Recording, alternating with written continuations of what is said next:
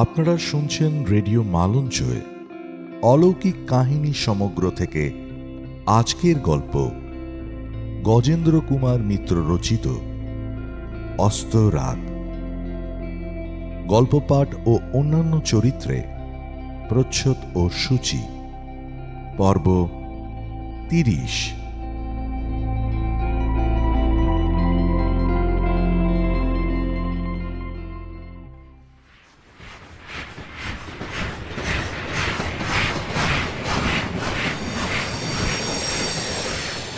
উড়িষ্যার এক শহরে পৌঁছে এক নবপরিচিত বন্ধুর বাড়ির অতিথি হলাম।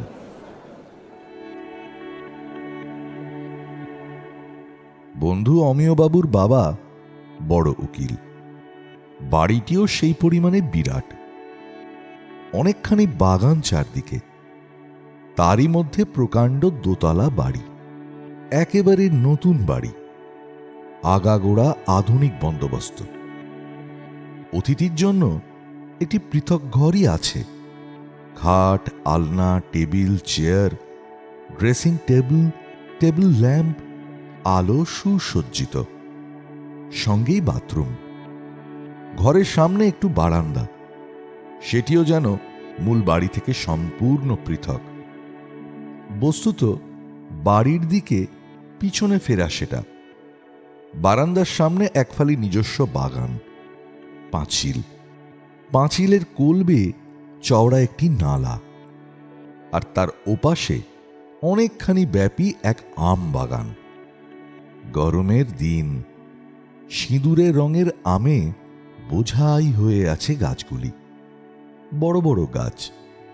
তার ফলে জায়গাটা ছায়া মধুর ও স্নিগ্ধ হয়ে আছে, সেদিকে চাইলে আরাম লাগে। অমিয়বাবুর এই ঘরটি আমার বড় ভালো লাগলো। একটা দোর খুললেই সমস্ত বাড়িটার সঙ্গে যোগাযোগ হতে পারে, দোরটা বন্ধ করলেই সম্পূর্ণ পৃথক একটা জগৎ, একেবারে নির্জন। শহরের বুকে বাড়ি, ওদিকে দাঁড়ালেই জনতা ও গাড়ি ঘোড়ার ভিড়। অথচ এই বারান্দাটা এমন একান্তভাবেই উত্তর দিকের এই আমবাগানের দিকে ফেরানো যে একটি কোণ ছাড়া শহরের কোনো অস্তিত্ব চোখে পড়ে না। সম্বলপুর শহর যেন দূর থেকে এই বাগানটাকে দেখে মুখ ফিরিয়ে চলে গেছে। এই ভূখণ্ডটি রয়ে গেছে বোধ করি 100 বছর আগেকার পৃথিবীতে। ভারী ভালো লাগলো আমার জায়গাটা। বিশেষত সারা রাত অগ্নিবৃষ্টির পর ভোরে যখন ঠান্ডা বাতাস বইতে শুরু করত, তখন সেই নির্জন বারান্দায় চুপ করে বসে থাকতাম বহুক্ষণ ধরে।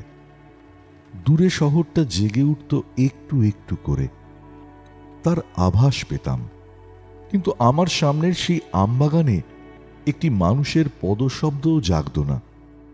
নির্জন, নিস্তব্ধ, ছায়াচ্ছন্ন সে বাগান একটি রহস্য ভরা অস্তিত্ব নিয়ে শান্ত হয়ে বসে থাকত আমার মুখোমুখি।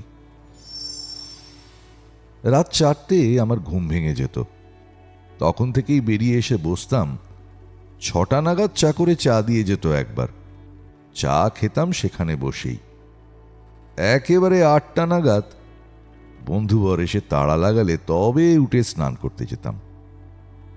সন্ধ্যার আগেও যখন ছায়া ঘনিয়ে আসত, আবার তখন যেন নতুন এক রূপ ধরত বাগানটা, কিন্তু সেটা দেখবার বিশেষ অবসর মিলত না। সভা সমিতি, নিমন্ত্রণ, শহর ভ্রমণ, কাছাকাছি বিখ্যাত স্থানগুলি দেখা, একটা না একটা ব্যবস্থা করেই রাখতেন অমিয়বাবু। আমি ঘুরতাম, কিন্তু মনটা পড়ে থাকত সেই আমবাগানে ও সেই বারান্দায়। বাগানটা আমাকে এমনি পেয়ে বসেছিল। প্রথম দিন লক্ষ্য করিনি, তার কারণ সকালে পৌঁছে খানিকটা হই হইয়ের মধ্যে দিয়ে কেটে গেছে। দ্বিতীয় দিনেই প্রথম নিরিবিলি বসার সুযোগ পেলাম।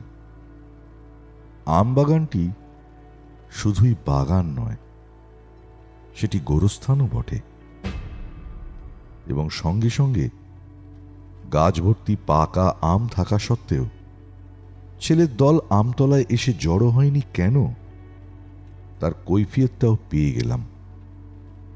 পুরনো গোরস্থান, গুটি পাঁচেক মাত্র বাঁধানো সমাধির অস্তিত্ব আছে, আর গুটি কতক ভাঙাচোরা দু চারখানা ইট বা পাথর বহন করে কোনো মতে নিজেদের চিহ্ন মাত্র বজায় রেখেছে। কয়েকটা জায়গায় মাটি ঈষৎ উঁচু হয়ে আছে এখনো, হয়তো ওগুলোর নিচেও নরকঙ্কাল পাওয়া যাবে খোঁজ করলে। বহুকালের বাড়ি বর্ষণে বাকি সব মাটির সঙ্গে সমান হয়ে গেছে। বিরাট আম গাছগুলি তাদের গুঁড়ি বিস্তৃত করে আচ্ছন্ন করে ফেলেছে হয়তোবা। আজ আর ঠিক করে বলা শক্ত কোনখানে সমাধি আছে আর কোনখানে নেই।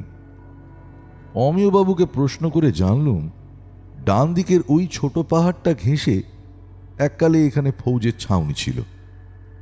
তারই স্মৃতি বহন করছে ওই পল্টন কুয়া নামে মাঠের মধ্যেকার বড় ইদারাটা। 100 বছর আগে, অর্থাৎ সিপাহী বিদ্রোহের সময় এখানে ইংরেজ ফৌজের সমাবেশ হয়েছিল।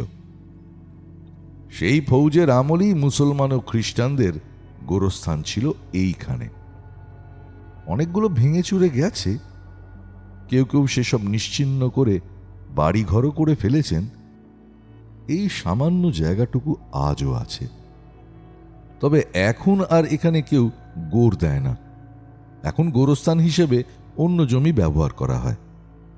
বিকেলে একটু বেলা থাকতেই, অর্থাৎ কাছারির ফেরত উকিলবাবুরা বাড়ি পৌঁছাবার আগেই একা বেরিয়ে পড়লাম।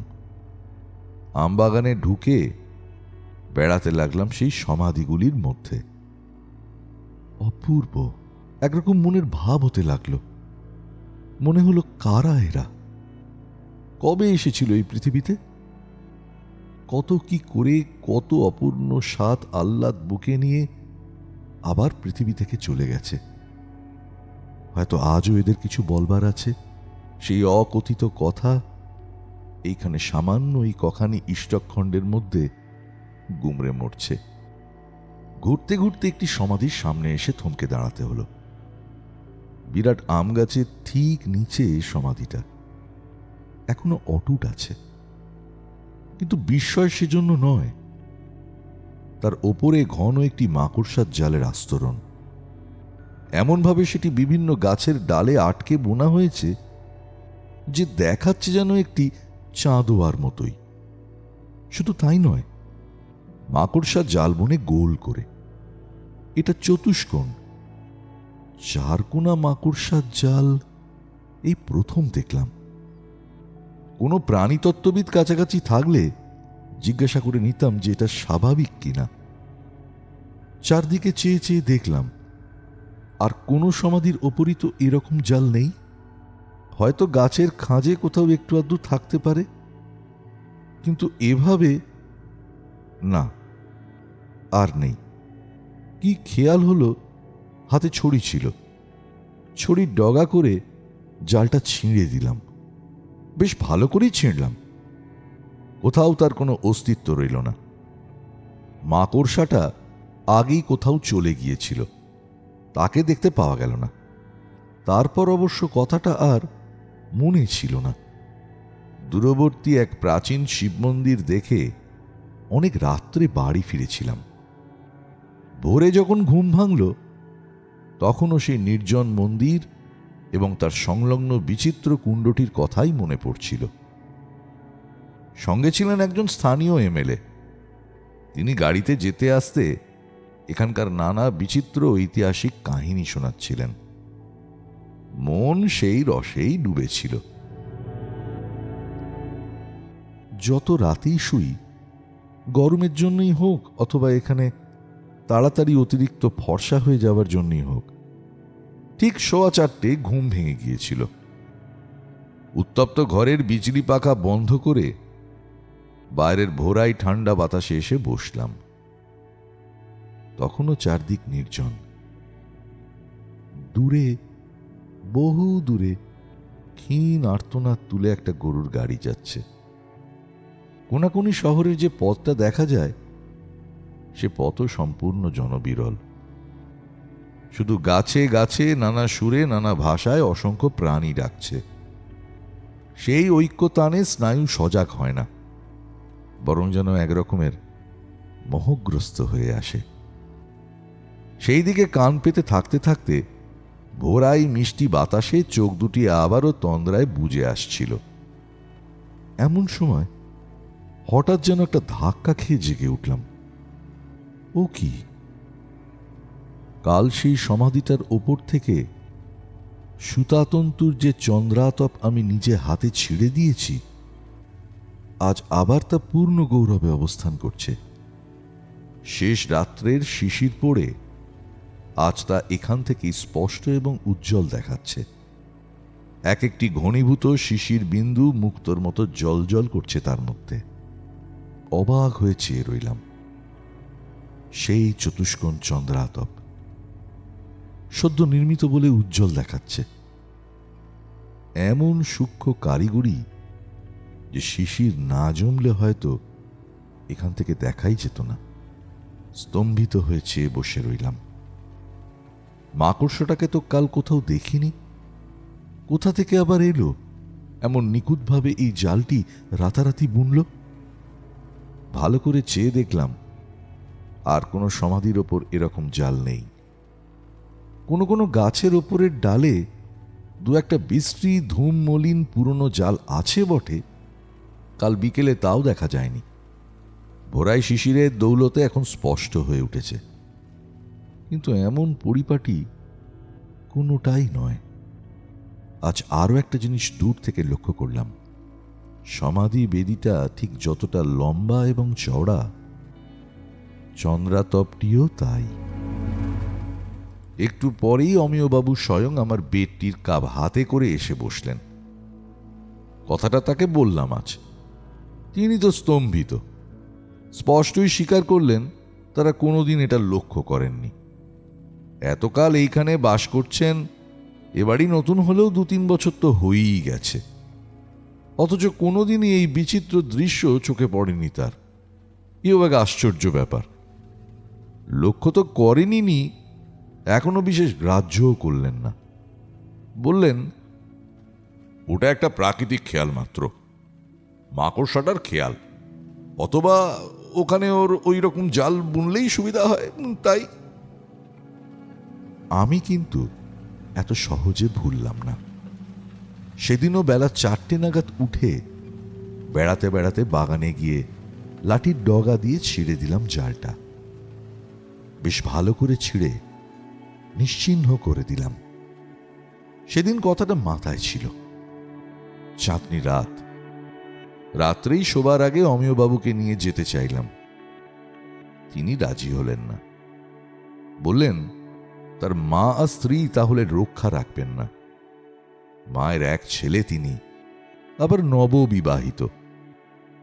কথাটা বুঝলাম, কিন্তু আমাকেও তিনি যেতে দিতে রাজি হলেন না। বললেন, আরে ভূত না মানুষ মশাই, আশা করি সাপ মানেন। এই রাত্রির আর বাহাদুরি করতে গিয়ে কাজ নেই। পুরো ডাঙা জমি সাপখোপের হেডকোয়ার্টার। সুতরাং তখন যাওয়া হলো না। তবে কথাটা ভুলিনি। উত্তেজনায় ভালো করে ঘুমোতে পারলাম না। স্বপ্নেও দেখলাম বিরাট এক মাকড়সা কঠিন জালে আমার সর্বাঙ্গ জড়াচ্ছে। 4টের আগে ঘুম ভেঙে গেল পরদিন। একরকম ছুটেই বাইরে চলে এলাম। ওই তো পরিষ্কার চাঁদোয়াখানি দুলছে বাতাসে, শিশিরে তেমনি ঘনীভূত উজ্জ্বল দেখাচ্ছে।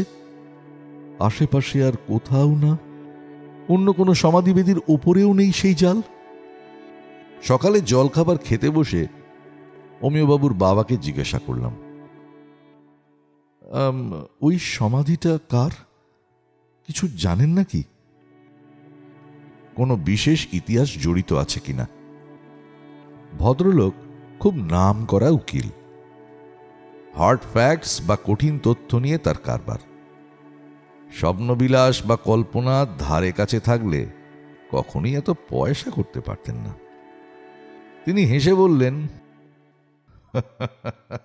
ওসব উদ্ভুট্টি কথা নিয়ে মাথা ঘামালে তোমার চলবে না মশাই। আমারও তো সময় কোথা। আপনারা লেখক মানুষ, সব রকম তুচ্ছ কথা নিয়ে সময় নষ্ট করা আপনাদেরই সাজে। অমিয়বাবুকে বারবার অনুরোধ করলাম যে এ বিষয়ে কিছু জানা যায় এমন কারুর সঙ্গে আলাপ করিয়ে দিতে, কিন্তু তিনিও ব্যস্ত মানুষ, এসব খেয়াল রাখতে গেলে তার চলে না। অথচ দিনের পর দিন দেখতে লাগলাম সে একই ঘটনার পুনরাবৃত্তি হচ্ছে। এমনকি 5:30টার সময় জাল ছিঁড়ে দিয়ে 7টার সময় টর্চ হাতে করে গিয়ে দেখেছি জাল তৈরি হয়ে গেছে। অবশেষে নিজেই খুঁজে বার করলাম লোক। সেই এমএলএ বন্ধুটি সন্ধান দিলেন। এখানকার অধিষ্ঠাত্রী দেবীর যিনি বৃদ্ধ পূজারী, তার বাবা এখনো জীবিত আছেন, অন্তত 110 বছর বয়স তার। মিউটিনির আমলে যখন ওই গোরস্থান ব্যবহৃত হতো তখন তার বেশ জ্ঞান হয়েছে। তাছাড়া লোকমুখেও কিছু শোনবার সুযোগ মিলতে পারে। নিচের দিকটা পক্ষাঘাতে পঙ্গু হয়ে গেছে বলে উঠতে পারে না, কিন্তু জ্ঞান বুদ্ধি বা স্মৃতিশক্তি নাকি এখনো অটুট আছে তার। বন্ধুটি পরের দিন সে পূজারীর কাছে নিয়ে যেতে রাজিও হলেন। দিনের আলোয় নাকি তিনি চোখে চাইতে পারেন না। কথা হলো রাত্রে আমাকে নিয়ে যাবেন। গেলাম রাত্রে। মহানদীর কাছে একটি ব্রাহ্মণ পল্লী। অধিকাংশ বাড়ি পাকা গাঁথুনি, কিন্তু খড়ের চাল, তা আবার অত্যন্ত নিচু। জানলার বালাই বিশেষ নেই। কোনো কোনো বাড়িতে ছোট্ট কুলুঙ্গির মতো একটু গবাক্ষ আছে, তাইতেই বোধ করি ওদের চলে যায়। বেশি হাওয়াটা সম্ভবত এদের পছন্দ নয়। এমনি একটি বাড়ির বাতাসহীন ঘরে গিয়ে ঢুকলাম। একটা ছোট্ট পিদি মিটমিট করে জ্বলছে এক কোণে। তাতে কিছুই ভালো করে দেখা যায় না, বরং একটা রহস্যময় ভয়াবহ আবহাওয়া সৃষ্টি করে সে আলোতে। শুধু ঝাপসা ঝাপসা দেখলাম। মাদুরের ওপরে পা ছড়িয়ে সামনের দিকে ঈষৎ ঝুঁকে পড়ে বসে আছেন একটি বৃদ্ধ। যে বালকটি আমাদের নিয়ে গিয়েছিল সেই ওর পা দুটি মুড়ে দিয়ে গেল। ওর নিজের কোনো শক্তি নেই। সারা ঘর থেকে ভ্যাপসা একটা গন্ধ আসছে, তার সঙ্গে চুয়াযুক্ত গুন্ডির গন্ধ। বৃদ্ধ দন্তহীন মাড়িতে অবিরত পান চিবুচ্ছেন। আমাদের পায়ের আওয়াজ পেয়ে ঘাড় তোলবার চেষ্টা করে প্রশ্ন করলেন, কে? আমার বন্ধু এগিয়ে গিয়ে প্রণাম করে পরিচয় দিলেন। আমিও তাকে প্রণাম করে মাদুরে বসলাম। অসহ্য গরম, কিন্তু সেসব গ্রাহ্য করলে চলবে না। বন্ধুর অভিজ্ঞতা আছে। তিনি দেখলাম পকেটে করে একটি ভাঁজ করা ছোট্ট পাখা এনেছেন। পূজারীকে কথাটা জিজ্ঞাসা করলাম। দেখলাম সত্যিই বৃদ্ধের চিন্তা ও ধারণা শক্তি এখনো বেশ পরিষ্কার রয়েছে। তিনি আমার প্রশ্নটা শুনে খানিকটা চোখ বুজে বসে থেকে বললেন, ও বুঝেছি, আপনি কোনটার কথা বলছেন।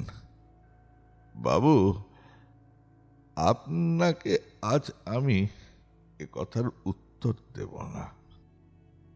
আজ বৈশাখী পূর্ণিমা, এখন বোধ হয় রাত 8টা বাজে। আপনি এখনই চলে যান। রাত 9টার সময় দ্বিতীয় প্রহর পড়বার ঠিক মুখে এই সমাধির কাছে গিয়ে দাঁড়াবেন। তারপর কাল আসবেন।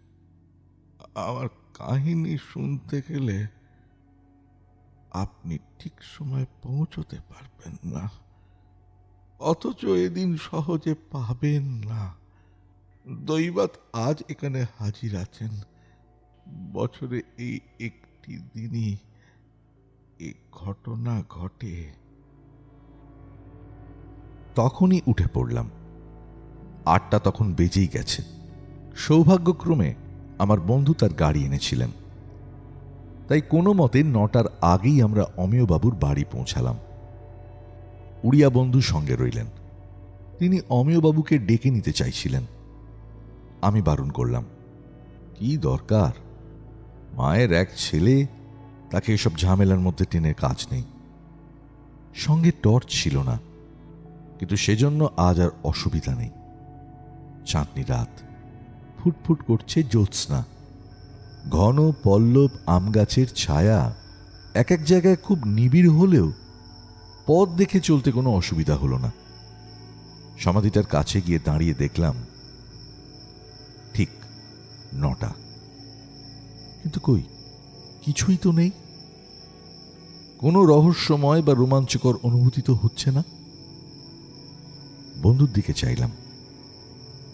তিনি চুপি চুপি বললেন, এখনো 3 মিনিট বাকি আছে, আপনার ঘড়ি বোধহয় ফাস্ট আছে একটু। তা হবে। মনে পড়ল ইদানিং দৈনিক 8 মিনিট করে ফাস্ট যাচ্ছে বটে, মেলানো হয়নি কদিন। 3 মিনিট নয়, আরো মিনিট 5 পর টের পেলাম ব্যাপারটা। অকস্মাৎ মনে হলো ধূপের গন্ধ বেরোচ্ছে। ঠিক সাধারণ ধূপ নয়, কস্তুরী, চন্দন, লবণ দেওয়া ধুনোর মতোই সুবাস কতকটা। আরো একটু পরে পেলাম ফুলের গন্ধ, রাশি রাশি চাঁপা ও বেলফুল, তার সঙ্গে মৃদু চন্দনের সৌরভ। মনে হলো কোনো দেব মন্দিরে উপস্থিত হয়েছি পুজোর সময়। অবাক হয়ে গেলাম আমরা দুজনেই। জনমানব নেই ধারে কাছে, একটা কোনো জীবিত প্রাণী পর্যন্ত নজরে পড়ে না, অথচ এই গন্ধ কোথা থেকে আসছে? বন্ধুর মুখ শুকিয়ে উঠল। তিনি চাপা অথচ কম্পিত কণ্ঠে বললেন, চলুন চলে যাই, এসব ব্যাপার ভালো না।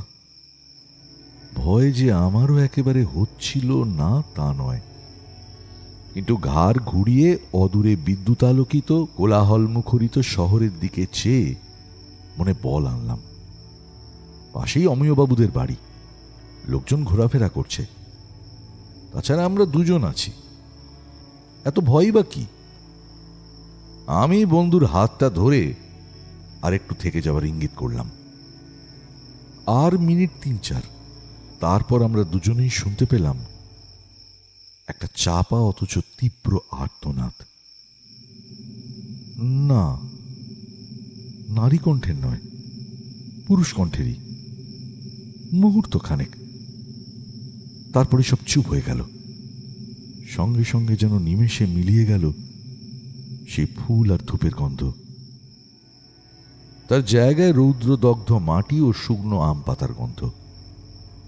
আর সেটা ভালো করে বোঝবার আগেই অকস্মাৎ একটা দমকা বাতাস উঠল, সরসর করে আওয়াজ উঠল স্খলিত শুকনো আম পাতার রাশির মধ্যে।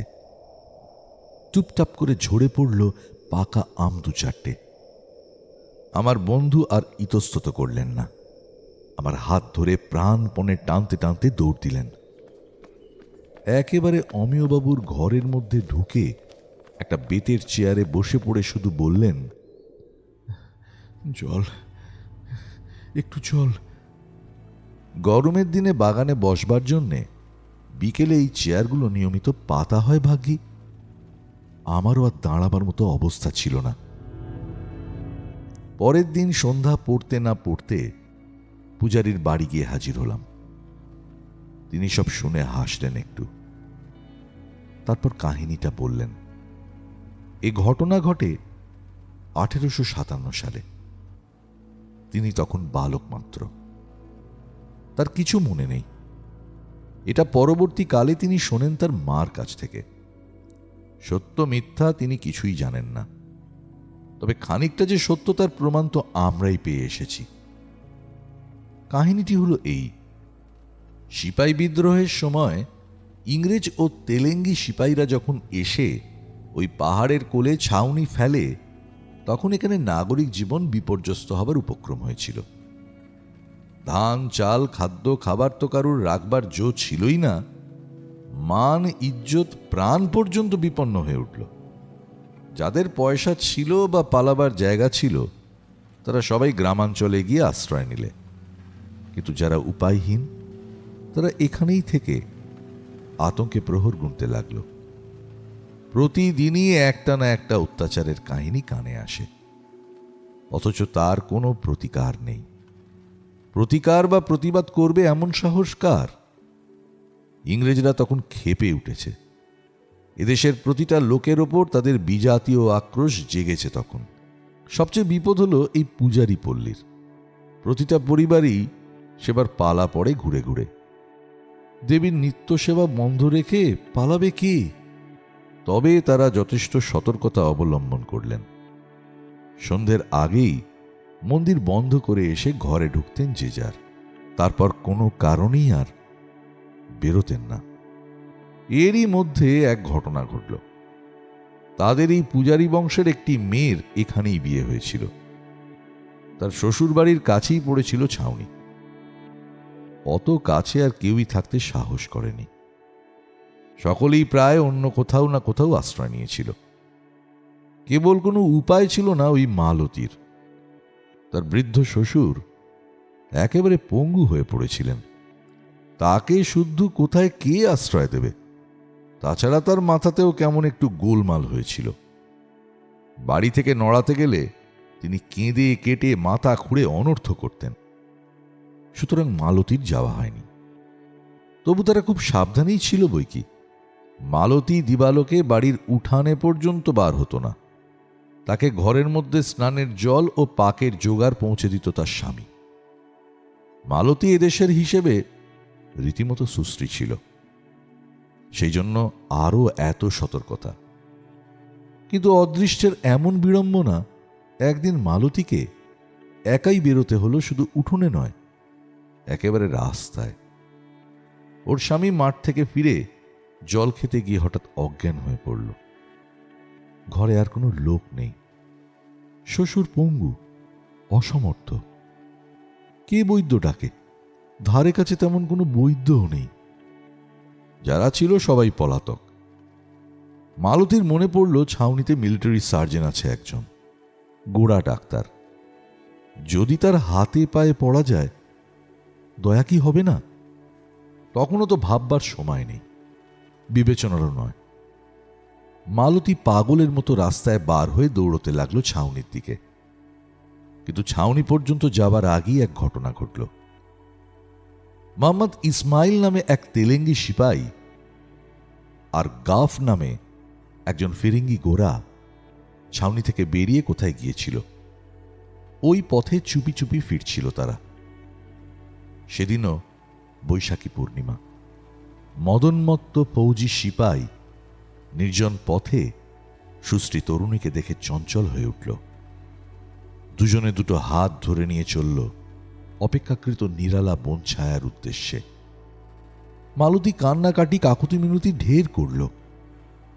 গোরা গাফ তার কথা বুঝল না, কিন্তু ইসমাইল বুঝল। অসুস্থ স্বামীকে ফেলে সতী নারী উন্মাদিনীর মতো, বলতে গেলে বাঘের গুহায় যাচ্ছিল। কথাটা শুনে নরম হলো তার মন।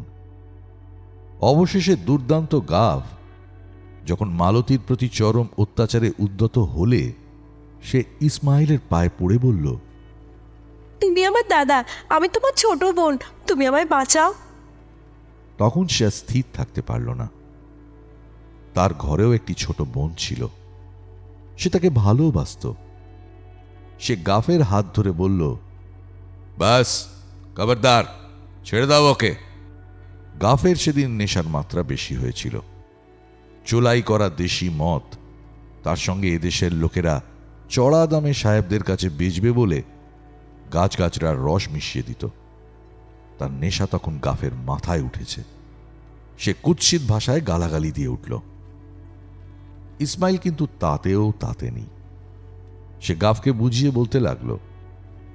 যখন কিছুতেই পারল না, তখন জড়িয়ে ধরে রেখে বলল, বোন, তুমি পালাও, দৌড়ো, বাড়ি ফিরে যাও, তোমার ছাউনিতে যাবার চেষ্টা করো না আর। মালতীও দৌড়তে লাগলো। তবে সে বেশি দূর যাওয়ার আগেই এক কাণ্ড ঘটে গেল। এক ঝটকায় গাফ ইসমাইলের হাত ছাড়িয়ে নিয়ে কোমর থেকে তলোয়ারখানা বার করে। ইসমাইল ব্যাপারটা ভালো করে বোঝবার আগেই বসিয়ে দিল ওর বুকে। একটিমাত্র আর্তনাদ করে পড়ে গেল বেচারি। ঝোঁকের মাথায় অথবা নেশার মাথায় মেরে ফেলেছিল গাফ, কিন্তু তার পরই প্রকৃতিস্থ হয়ে উঠল। সে আর মালতীকে ধরবার চেষ্টা করল না। তার নিজেরই প্রাণ বাঁচানোর সমস্যা। সেও অন্ধকারে গা ঢাকা দিলে। মালতীর নিজের ভয় তো ছিলই, তার ওপর চোখের সামনে এই হত্যাকাণ্ড দেখে বিহ্বল অভিভূত হয়ে পড়েছিল।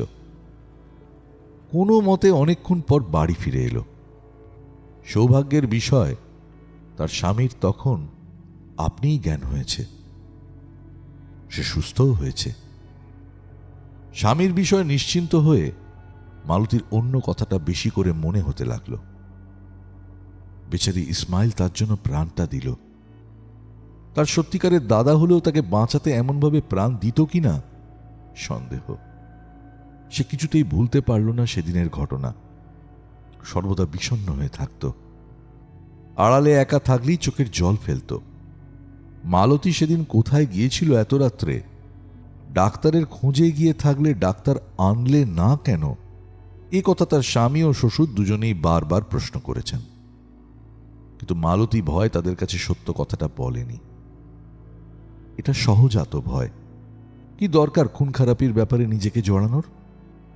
বিশেষত ইসমাইলের রহস্যজনক হত্যার কথাটা যখন চারদিকে আলোড়িত হচ্ছে। মালতী একবারও কথাটা মুখে আনলে না। 1 বছর ঘুরে গেল, আবার এলো বৈশাখী পূর্ণিমা। মালতী আর স্থির থাকতে পারলে না।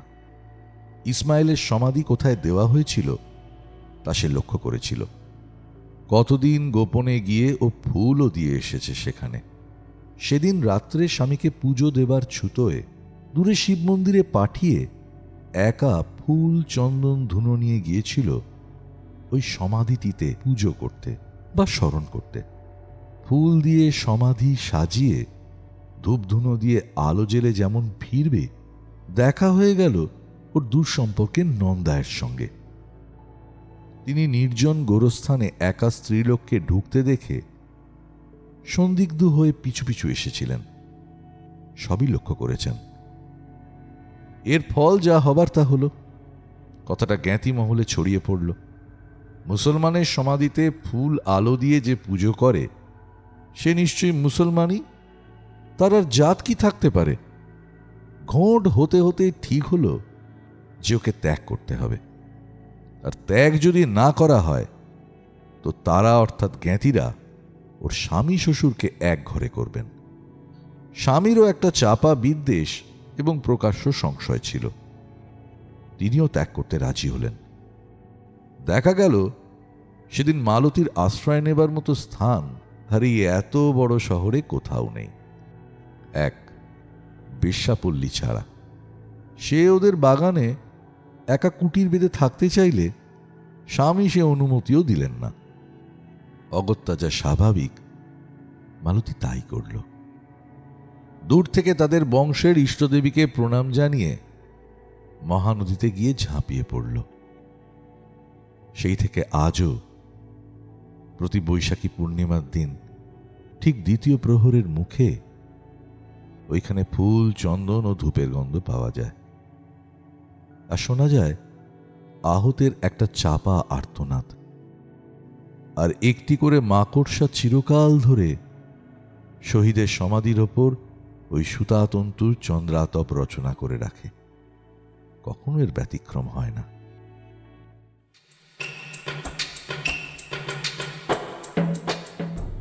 রেডিও মালঞ্চর গল্পগুলি যদি তোমাদের ভালো লেগে থাকে তবে রেডিও মালঞ্চ চ্যানেলটিকে সাবস্ক্রাইব করো। তোমাদের চেনা শোনা বন্ধু বান্ধব আত্মীয় স্বজনের মধ্যে চ্যানেলটিকে শেয়ার করো। আজ এই পর্যন্তই। এর পরের সপ্তাহে আমরা আসব আরও রোমাঞ্চকর অলৌকিক কাহিনী নিয়ে। ততক্ষণ পর্যন্ত শুনতে থাকো রেডিও মালঞ্চ।